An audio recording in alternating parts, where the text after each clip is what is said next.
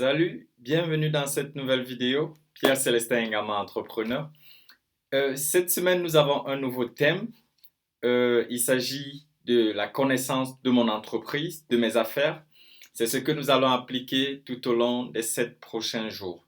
Si vous n'avez pas, si vous rejoignez ma chaîne pour la première fois, je vous conseille de réécouter de regarder toutes les vidéos des 7 dernières semaines. C'est un programme de 13 semaines et chaque semaine, nous avons un thème. Et aujourd'hui, nous sommes à la 8e semaine. Le thème, c'est la connaissance de mon entreprise, de mes affaires.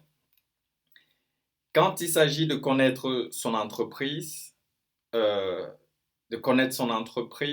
mes affaires, ce qu'un entrepreneur devrait savoir, c'est qu'il est vraiment important de connaître dans quel business vous êtes.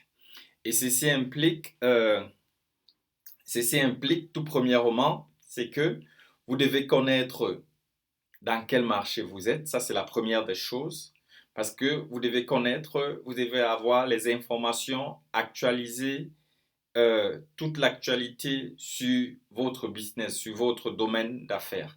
Ça, c'est la première des choses. Vous devez vraiment maîtriser toutes ce qui a les informations. Je ne vous demande pas de regarder la télé tous les jours, mais par exemple, vous pouvez avoir un abonnement à une revue spécialisée qui parle justement de votre domaine d'affaires. Par exemple, l'entreprise pour laquelle je suis le directeur général, tout ce qui a trait à l'immigration, à l'expatriation, bref, la loi sur la migration, nous, on est toujours d'actualité, quoi.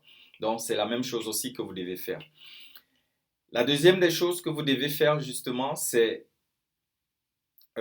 connaître, parce après avoir connu, quand vous restez dans l'actualité, de connaître l'actualité sur votre marché, justement, ceci implique que vous devez connaître qui sont vos clients.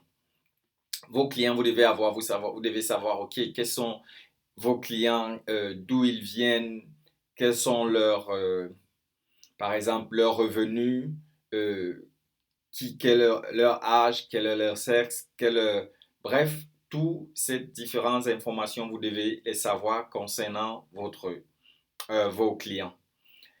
La troisième justement des choses que vous devez connaître après vos clients, justement, vous devez savoir avec qui vous partagez le gâteau, quoi. Quand je parle d'avec qui vous partagez le gâteau, ce sont justement vos concurrents, vos compétiteurs.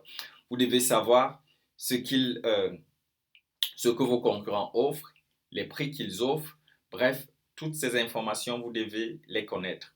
Et justement aussi, il y a un livre que je lis actuellement, je ferai aussi une vidéo dessus, où justement, quand je lis, dans ce livre que je lis, euh, l'entrepreneur, il va chez ses concurrents, il les espionne même, quoi. Donc, ça veut dire, ça veut dire vous aussi, vous pouvez espionner vos concurrents.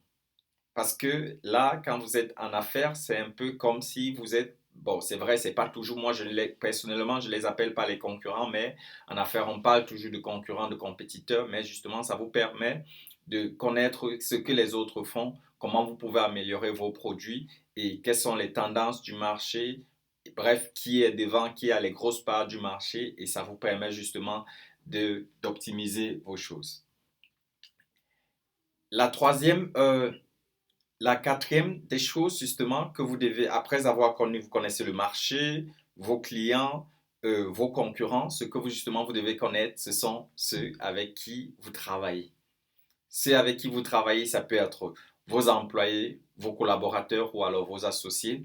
Justement, vous devez les connaître parce que c'est très important pour déterminer comment ils vont, quelles sont leurs connaissances, quelles sont leurs compétences, qu'est-ce qu'ils sont capables de faire parce que c'est bénéfique de savoir avec qui vous travaillez, quel est le potentiel qu'ils ont pour que ça puisse être utilisé dans l'entreprise et aussi faire croître l'entreprise. Donc, voilà ce que j'avais à partager dans cette vidéo très courte. Donc, on va juste récapituler. Vous devez connaître votre marché.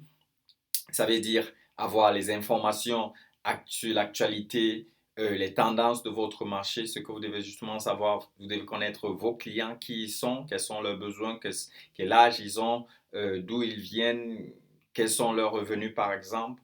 et aussi vous devez connaître vos concurrents, qui ils sont, quelles sont leurs parts du marché, quelles sont les tendances, qu'est-ce qu'ils utilisent, quelles sont les stratégies qu'ils utilisent.